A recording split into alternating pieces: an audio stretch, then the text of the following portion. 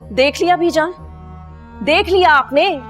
ये हैसियत है आपकी और मुख्तार भाई की भाभी की नजरों में।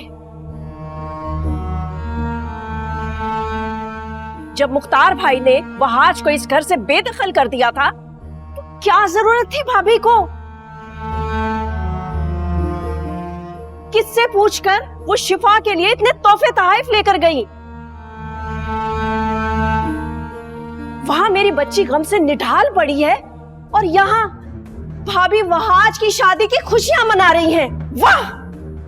देखो महक, इस तरह वावेला मचाने का कोई फायदा नहीं है। मेहरुनिसा को आने दो, मैं उससे बात करती हूँ। अरे वो माँ है वहाज की, उसको वहाज से मिलने से हम लोगों को किसी को कोई हक नहीं पहुंचता। उसको रोकिए। मेरे खुदाया। बीजान, याद करें, याद करें आप।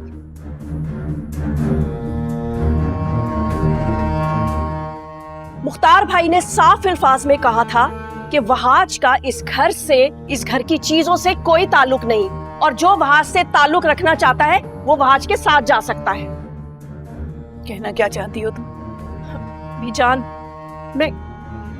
मैं ये कहना चाह रही हूँ कि अगर भाभी ने जबरदस्ती वहाज और शिफा को वापस बुला लिया तो आप जरा सोचें कि मेरी बच्ची के दिल पर क्या गुजरेगी।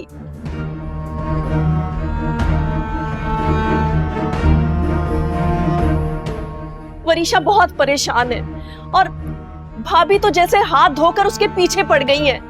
वो बहुत नफरत करती है मेरी बेटी से। वो क्यों मेरी बेटी की जिंदगी बर्बाद करने पर तुली हुई है? महक, तुम्हारी बेटी की जिंदगी कोई बर्बाद नहीं करना चाहता, क्योंकि तुम काफी हो अपनी बेटी की जिंदगी बर्बाद करने के लिए।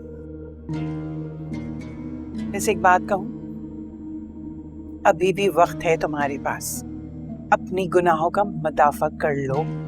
ऐसा ना हो कि हाथ से वक्त निकल जाए और फिर तुम्हारे किए की सजा तुम्हारी बेटी को सारी जिंदगी भुगतना पड़े। अपना नहीं तो अपनी बेटी का ख्याल करें। तौबा तौबा तौबा तौबा! देखा आपने कैसे मुंह भर भर के बद्दुआएं देकर गई है मेरी बेटी को? ये तो मेरी बेटी को खुश देखना ही नहीं चाहती। मेहरुनिसा को जो करना था उसने कर दिया। अब तुम्हें फैसला करना है कि तुम क्या चाहती हो।